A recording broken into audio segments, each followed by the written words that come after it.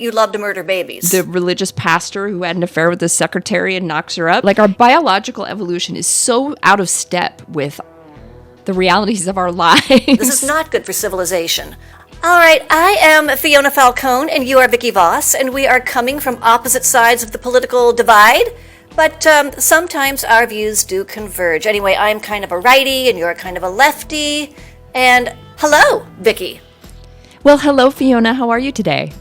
You know, I'm noticing there's a topic in the news. It's the usual topic. It is particularly controversial and prominent right now, and that is, well, it's the fact that I hear you people on your side of the aisle love to murder babies. I lurk at some very fine conservative, forums, and I'm told that you love to murder babies. Yes. I'm afraid that the rumor might be true. That's why I gave birth to 2 of them. Okay. Who I love very much. Okay, we have some contradictions here. As a matter of fact, I know women who have given birth to 4 of them, who still. Oh my goodness! I mean, as I understand it, and they still love to murder babies. That's amazing. Yes, they still somehow all their babies survive to adulthood, as far as I know.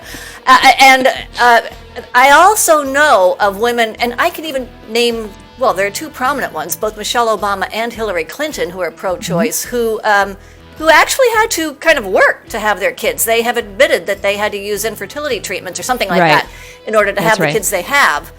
And I also know someone who had her first child after the age of 40, who had to work at it. Yes, I know. It's amazing. Yes, it's amazing. There's actually Democratic women who want to have babies and work really, really hard to have babies. I know this is difficult to imagine. Yes. Yes. Okay. So, all right, we're getting to a little contradiction here. But tell me why you feel that they should be able to have abortions. Okay. Well, let me preface this by saying I think that I think the abortion topic is unfortunately weaponized overall on both sides of the spectrum, and I'm still not exactly clear on. I'm still trying to figure out exactly why that is. But to be honest, in most cases, in my experience anyway, I mean, I know this might sound shocking, but a lot of times it's because the man in the situation has pressured the woman to have an abortion. I know it's hard to imagine, but believe it or not, there are men who throw money at women and demand that they go get an abortion. Okay, well, all right, that's kind of interesting. In fact, I want to come back to that. I want to talk about that, like the men who are doing this. But I do want to ask. I do want to point out right here that if abortion was really illegal, or if abortion was that they, no amount of money unless they were willing to send them to Canada or Mexico or something. Yes. And it doesn't really. It's true. It's true that happens. But that still doesn't mean that women have to have the abortions. I mean, why do they still have them? What is the justification for it? Right. Well, I think in there's so many different scenarios, right? And this is why the issue is so incredibly complex. There's situations where both the mom or the baby could be harmed if they end up having the child. I imagine that's the. So if we were, I'm trying to imagine, where did the whole concept of abortion begin? And so if I were to imagine the earliest cases where some doctor was like, 200 years ago or 100 years ago or something, was like, this is an extremely dangerous pregnancy. It's going to harm the mom and the baby. We need to do something, and came up with the idea of abortion in the first place. It had to have originated because it was harm. It was going to cause harm to the health of the mom or the baby, or nobody was going to survive the birth, or whatever the case might be. That's what I imagine was how the whole concept was created. Then, of course, over time, you have cases where women, unfortunately, we have situations in our society where women are abused, sexually abused, and are obviously not going to be it's going to be very emotionally traumatic for them to have that baby. I think that those situations also happen a lot more than people care to admit. A lot of times I hear conservatives saying, "Oh, that almost never happens. It's just because it's some poor little rich girl who, doesn't want to tell her daddy that she has a boyfriend," or something like that. I think that's what people think it is. But I think that's not necessarily the case. There are situations where there's a health issue or somebody's been abused or something traumatic has happened. The other thing too and I think this is where we get into where I can kind of sympathize with conservatives on the topic to a certain extent. We do have situations where people are using abortion as like as a form of irresponsible birth control, and we don't want that. Or situations where, they haven't been careful and they cannot afford a child. Again, like there's like this gray area where I can see why I can sympathize with conservatives to a certain degree, that this is like, it can be used in very irresponsible ways. Yeah, so does that answer your question? Well, that starts to. I'm just curious what you think about these, very irresponsible moments. I mean, we all make mistakes. We all slip up. I mean, the other day I ran out of oil in my car, even though I should know enough to keep oil in the car, and I ran out, and I had to kind of ditch into a gas station. And I mean, things like that happen. Just things happen. We all find ourselves in situations where we were just caught short. And what do you think of this situation where a woman who is just, or even a woman who just is not ready for motherhood. She just is not ready, just decides to have an abortion. I mean, is that something you can accept? Well, it's almost something that I find impossible to deliver an opinion on because I'm not that woman. And I think this is where Democrats try to come in, and this is kind of the logic that we use on the left, which is that it's such a deeply personal situation. The decision it's just something we can't imagine what that person's life is really like, that woman and her partner or whatever the situation might be. It's such a deeply personal matter that it's almost impossible to, I don't know, get inside the mind of their situation and then tell them what to do. And I think that's where it becomes a problem. So I understand how, I do understand how abortion, the whole idea of abortion can be misused. It can seem horrifying. You're going in and whatever, just aborting, a child or, a possible child. But again, I feel like it's so incredibly personal. It's almost impossible for an outsider outside of that couple in that particular situation to deliver an opinion either way. And that's why it's so that's why it's so difficult to legislate something like this. Okay, I can tell you why it's not difficult for many conservatives. Yes, it's not difficult because they feel that is a human life, just like your human life and my human life, and taking that human life would be the same as walking up to you or me and just cutting us up with a knife. Right, I understand that, and I've heard those arguments, in great detail. But I also then ask conservatives, really, what? And we're already seeing some of this play out in several states across the country. Since Roe v. Wade was overturned and all these things are happening. I then ask conservatives, really, what? Just imagine what abortion really, truly being illegal in all cases. Where I think that's the case in some states, right? Isn't it? Where it's illegal in every respect, rape, incest, doesn't matter. Isn't it? I think there are some no exemptions states right now. I think so. Yeah. Yeah. South Dakota. Yeah. Okay, right. And so I ask, are we really going to be in a situation where we're throwing women in jail, because they had an abortion at 6 weeks? When a fertilized egg is so small you can't even see it with a microscope. That's what we're looking at. Right. Well, they'll tell you life begins at conception, and that is that 6-week-old embryo or whatever it is at that stage, zygote or whatever, is no less human, fully human than you or me. Right. So, but I do want to interject one thing here. You were talking about a woman going to jail. This is one of the areas that makes me doubt the sincerity of a lot of so-called pro-lifers. Yes. One of the traps that was set for Donald Trump back in 2016 when he was running for the first time, people were asking him, well, do you think that a woman who has an abortion should go to jail? Should we jail women who have abortions? And right, exactly, yes. Conservatives were all up in arms. And I even remember Rush Limbaugh saying, oh, this is so ridiculous. We have never, ever, ever advocated for that. There's never, ever been anything but love and concern for these mothers. It's never been. And I thought, are you kidding? Oh, he I've said heard that? you call them That's butchers. interesting. I had heard him call them butchers a dozen times. But the notion is that they're being exploited and they're being taken advantage of, and their vulnerability is being preyed upon by these butchers. But, okay. No, you can make that excuse for half the murderers on the planet if you want to be that way about it.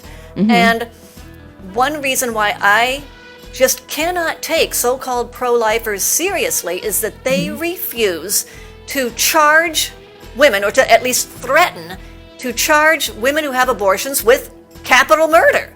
I mean, look, this is what they do. Can you imagine? Imagine this situation. All right, you want to kill someone, and I don't know, maybe they're 40 years old or something. So you get a hold of them, you put them in the car, you transport them. In other words, you abduct them, you transport them against their will, you knock them out first. They have no will. You transport them to a place where someone is going to kill them, and then you pay the person off to kill them, and then you just leave the body behind, after they're done killing them.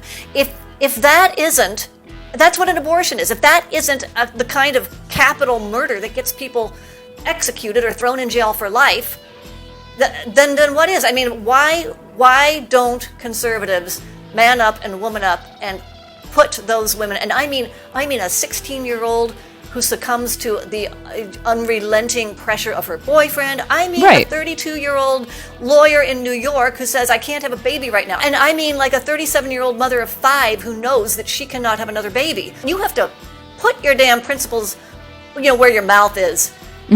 And jail those women for life. You have to jail a 16-year-old for life. You like any ghetto kid who went up and killed someone. What was the other one I was talking about? The 32-year-old lawyer. Some 32-year-old lawyer decided to kill her husband because she didn't like him anymore and she didn't want to pay alimony, and she decided you put her in jail for life. And this is what I've always wanted. If I were had the ability to sit down with an extremely conservative Republican on this topic, because I have yet to fully hear from them exactly what is their solution, to abortion. Because like you said, they're not willing to charge expectant mothers who have abortions with capital murder.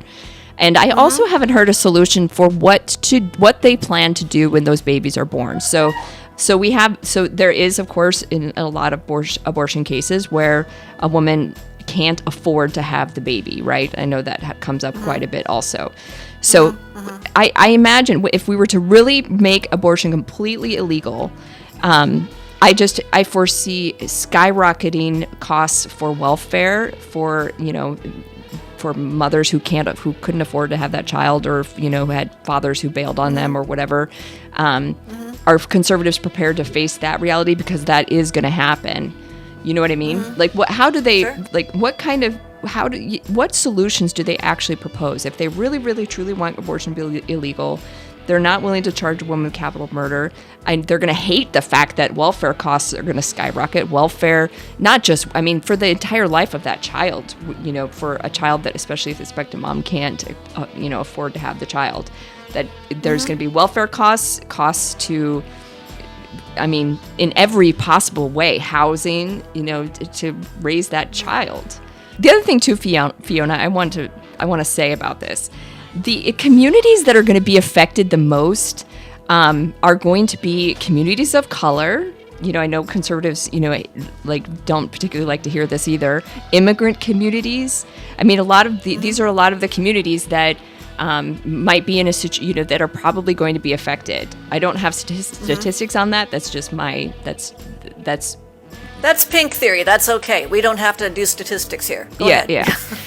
But I imagine that those are the communities that would be affected the most if we made abortion, completely illegal across the board.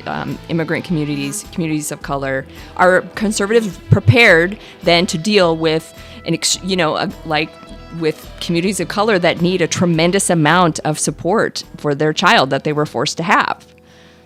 You know what I mean? Okay, from my lurking on conservative forums, and by the way, this is, God, all I do is lurk because I just don't, the few times I actually dared to say something, just tiptoe in and say, well, maybe this possibility, but the few times I ever dared to suggests something else, I got absolutely Yes. just fire torched. I mean, Tell me about that. Oh my God. They get so uncivil. They call you a whore. And if someone steps in and defends you, then say, oh, you're yirping her out because she gives you blowjobs. It's just forget it. But anyway, yeah, that's just a little aside.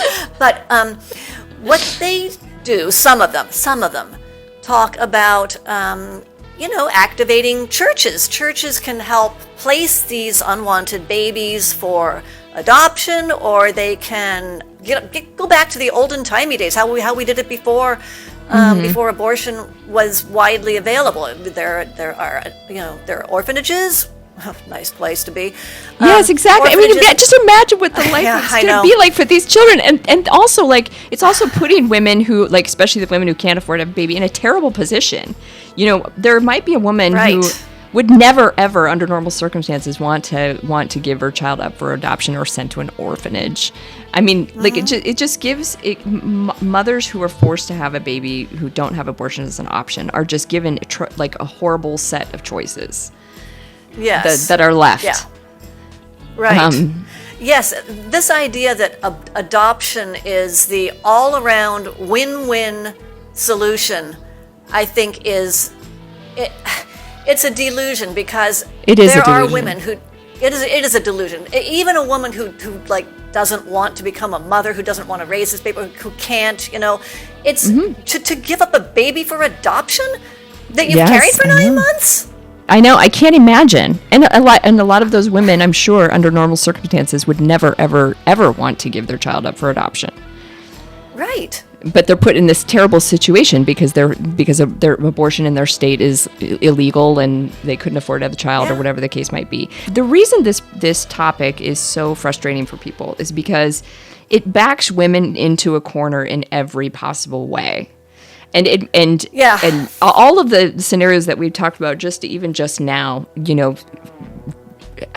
demonstrate that it just backs women into a corner in so many different ways. And again, we come to this idea of like this attempt to try to control women's choices. And I'm still trying to understand what is driving this need to control women's choices around this topic. Okay, I'll answer that question. Before I do, I want to talk about the trapping women with bad choices. I can remember just an anecdote I want to relate.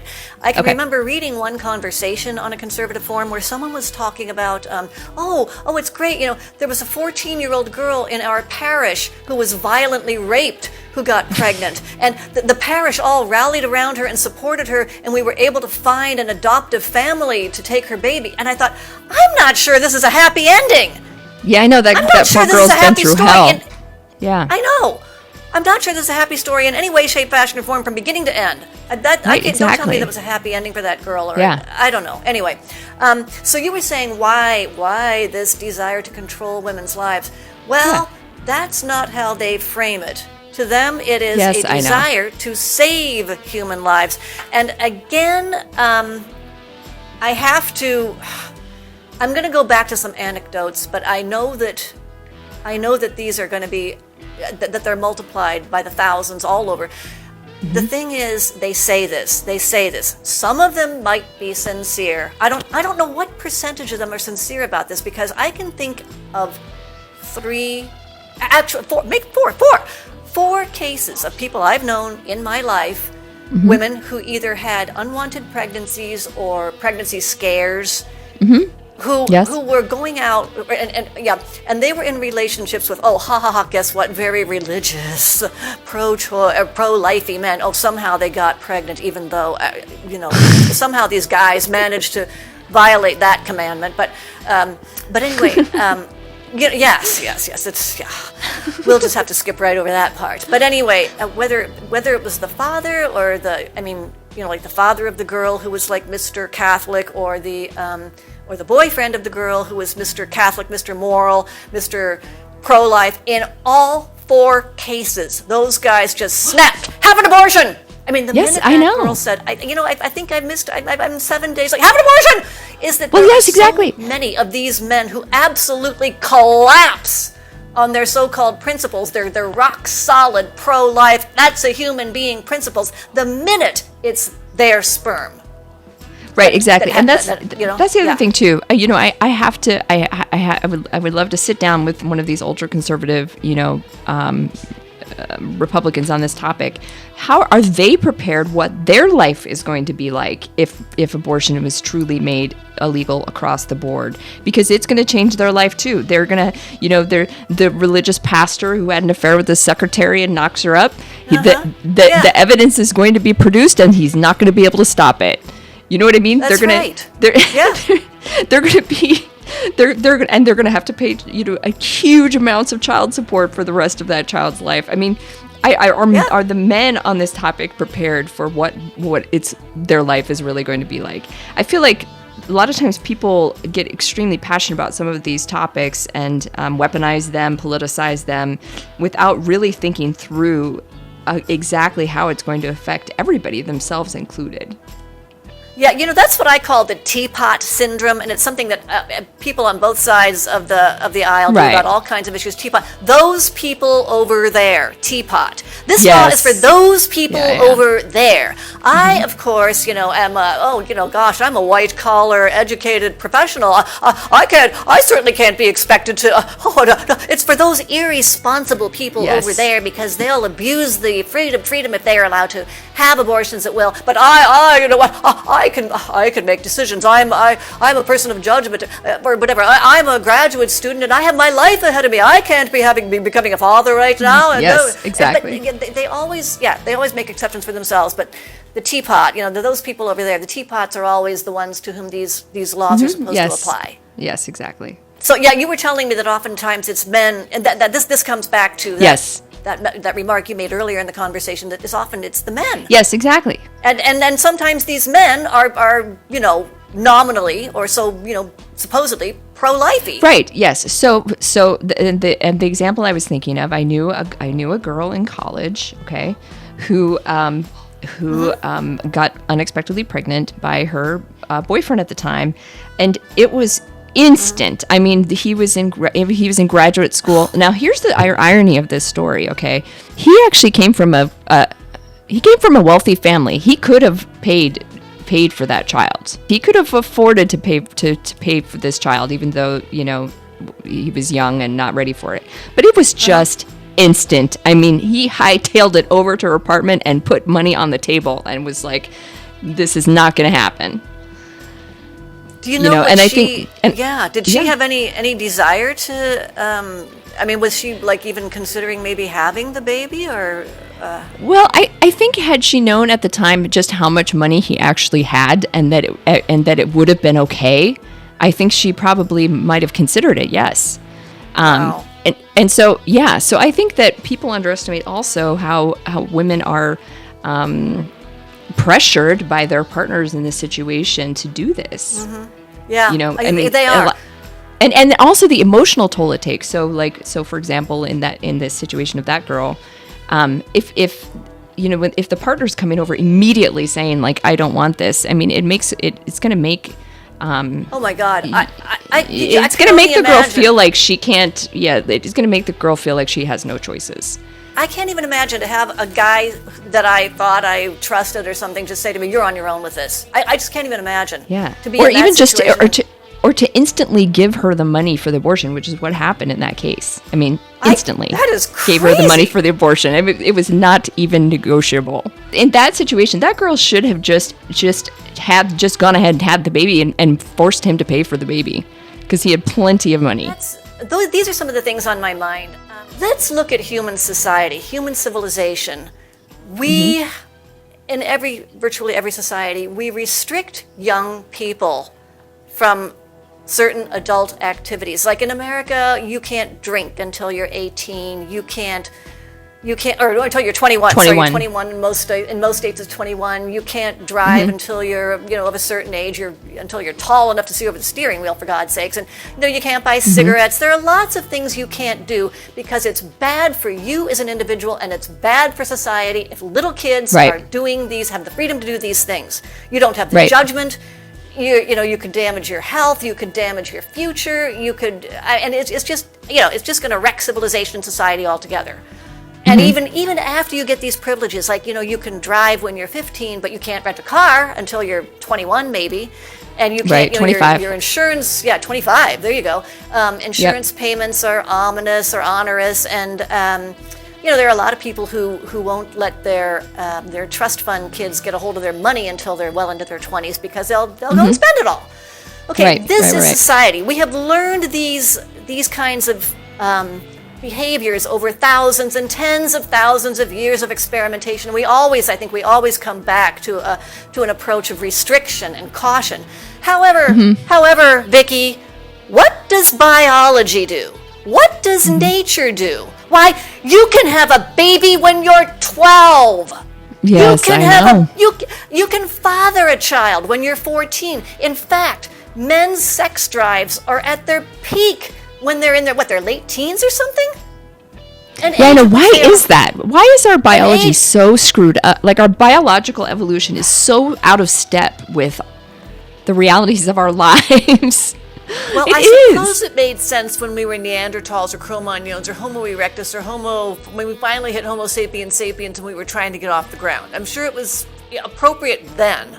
I mean, this blind procreational imperative is, like I said, it suits alley cats, it suits populations of rabbits, it suits dinosaurs. It does not suit human beings. Right. And that is why that's why human females should not have to obey this damned...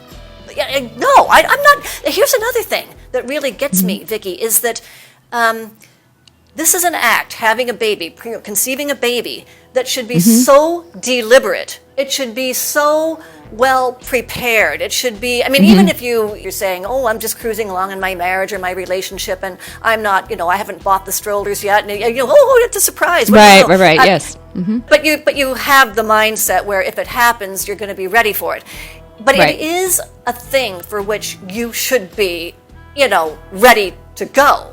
It shouldn't be a thing that just happens to you against your will. And yet, it can happen to you even just drastically, violently against your will. It can happen to you by a rape. And I know. What kind of perverse, creator or designer develop this system where you can force a woman down, hold her down, and get her pregnant, and there will be a life inside her, even if she's 10 years old, and this happened recently. And who on earth would design a system like this? This is not good for women. This is not good for civilization. This is supposed to be an act that is so pleasurable, and it's supposed to be an act of love.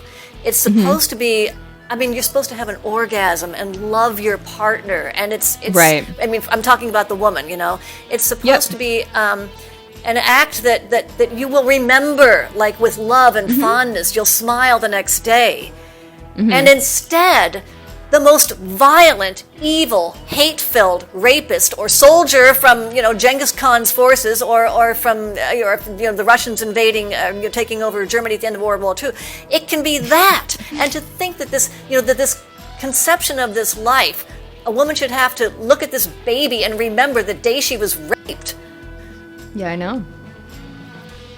And I just don't think that women should have to say, okay, fine, biology, if that's the way life is conceived inside me, then I guess I'll just have to, go ahead and cook up this life and bring it to birth.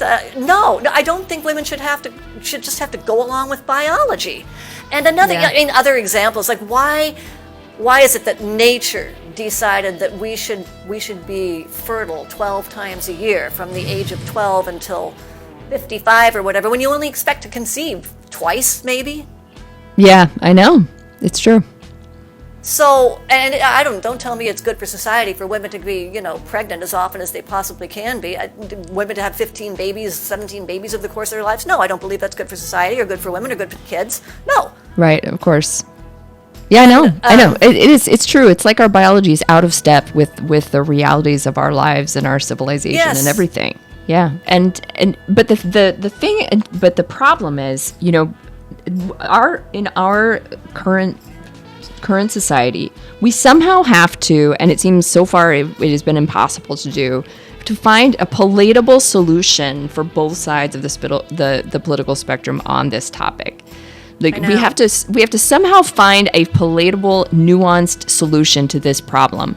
You know, there's got to be some way to allow women to retain the rights and freedoms over their own bodies, and yet also satisfy this argument that we shouldn't be going around killing babies. I mean, I do agree with it's obviously, like, unless it's an extreme case, like I think the late term abortion thing seems horrible. Oh, that sounds horrible. Yeah.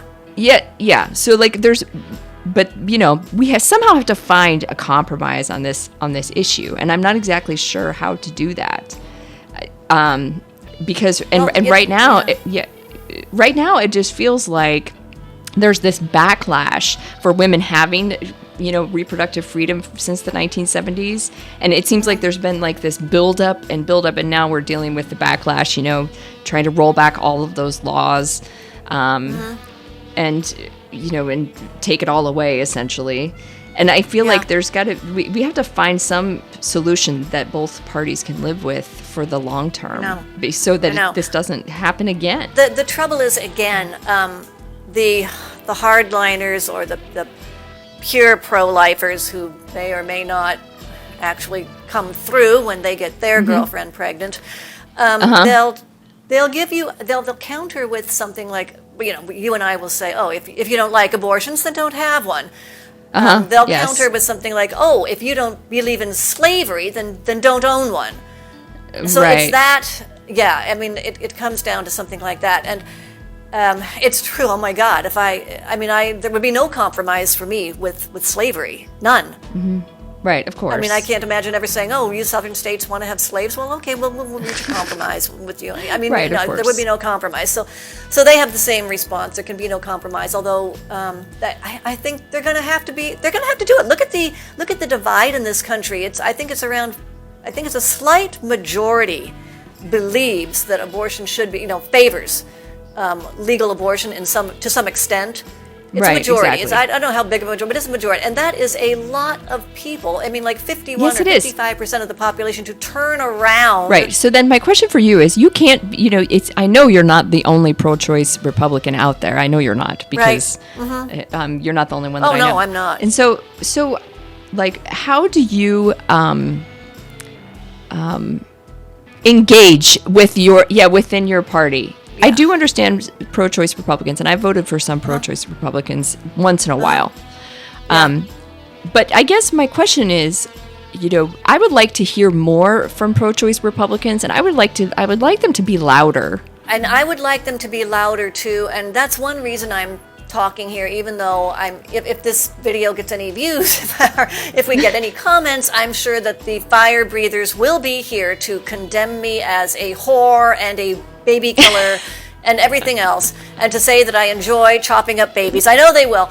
I think that's one reason why pro-choice Republicans don't dare talk about it. It's because it is you will be cut off with such extreme prejudice. Oh God, it's just a very unpleasant experience to try to engage pro-lifers. But Republicans are always talking about how they welcome all these ideas, and how, Democrats are the ones who are so dogmatic about everything, and yet you're telling me that they are actually very dogmatic about this particular issue. Well, I'm not even telling you that they're dogmatic. I'm telling you that they are just downright uncivil, and they will not even listen. I mean, they just block you off with insults. Are there any pro-choice Republicans running right now anywhere? Yes. Okay, who are they? I knew of one. In fact, I worked for one in San Diego. Yes, I know who you're talking about, yes. Yeah, okay, that person is now running again for the Sacramento legislature. Okay. And I'm pretty sure he's going to win, because he absolutely trounced the incumbent in the primaries.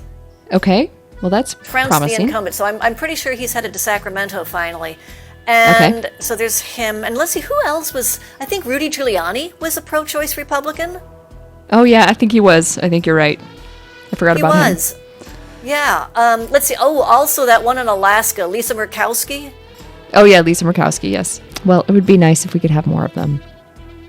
I know, it would be nice, and I think that as more people walk away from the left because of its, well, the fact that it's gone off the rails so badly. I was reading one of them the other day, gosh, I can't remember the person's name, but it was another one of these millionaires who has kind of left the left because they've just gotten so far out, especially with medical transitions, sexual gender transitions of little kids. They've gone so far off the rails that they are going to start voting Republican, even though they still have one issue, and that is they believe that a woman should be able to have an abortion. And I am glad that those people are stating that particular difference, and I would like to hear from more people who leave the left. In fact, there are some who say, hey, look, I'm not voting Democrat anymore, but I'm still liberal. I'm still keeping my values. And I think that's code for saying something like, I still tolerate gay marriage, and I still think that women should be able to have an abortion. Right, exactly. I think that's what that means. Yeah. Like, I'm still liberal on these so-called social issues. But I think that more of us politically homeless individuals should start talking about it, and because I think we politically homeless people should have representation. Yes, and even though I vote Democrat most of the time, I'm actually not a member of the Democratic Party. I'm an NP. I'm a non-party. Yeah, and I'm kind of, like I say, I'm not a Republican, but I vote Republican pretty consistently. And I guess the other thing I wanted to say about us politically homeless, more of us. I mean, we don't know about each other. I mean, I'm sure that there are a lot of people who think, God, I'm the only one in my party who feels this way, but you're not. I think more of us should talk about being politically homeless and about. Yeah, you mentioned it just sort of being attacked in the comments when you dare to talk about this issue on conservative forums and everything, and you have to wonder, if it isn't just the same pack of people attacking everybody on this topic. It may not actually be representative of how the majority of Republicans feel. I mean, it's hard to tell. I think it's something like 70 or 80%, but that 20% that seems really substantial to me. Yes, I think that 20% is pretty substantial. I mean, for instance, if 20% of black people voted Republican, that would be a huge setback for the Democrat Party. I mean, 20% can be a big. Yeah, it's a lot. If more of those people just said, I am a pro-choice Republican, deal with it. I also think that if we were to ever resolve this problem in the future, it's probably going to be pro-choice Republicans who will be the one to solve it. Yeah. Well, I really enjoyed this conversation, and we will probably have a lot more to say about men and women and procreation. Yes. You were talking about why are they so obsessed with controlling women's bodies, and that. Oh my God, that is a topic that you and I cannot even begin to plumb the depths of. I think it just goes back so many thousands and millions of years. We can't, but we should talk about it sometime. But yes, and we also and to be fair, to men in this situation, I am sure there's also plenty of instances where, and we should address this too, where men. There's probably many instances where a man is, a woman maybe chose to have an abortion and the man didn't want her to have an abortion, and so there might be. There's that angle also, and which I'm sure happens more than we realize. I'm sure that happens, and this is where men have to start to restrain themselves and to act as if they know full well that every act of sexual intercourse is a potential conception of a human life. And if you are going to come inside that girl, you had better know, and you want to become a father. If you're gonna ejaculate inside that girl, then you had better know that she is the one who will have that baby and raise it and share the parent. That she will allow you to become a father. Right. If you don't know that about her, then keep it in your pants. Right, and I'm sure that there's. And to be honest, I'm sure there's also plenty of men who are very aware of that and are afraid. I've had some male friends who are very, very, very aware of that, and it almost makes them afraid to. I don't know. There are men out there who do restrain themselves. Yeah, it does exist. Yeah. Especially young men. I feel like the generation of young men now are, and this is all anecdotal. I don't have any, statistics or anything like that. But I've noticed that the younger men now do seem to be very careful and very aware. So, of course, we had a little coda to add to our conversation, but I think for now we've kind of talked ourselves out on this. But I do want to I want to give a little preview of our next conversation. I hope we have another one. Yes.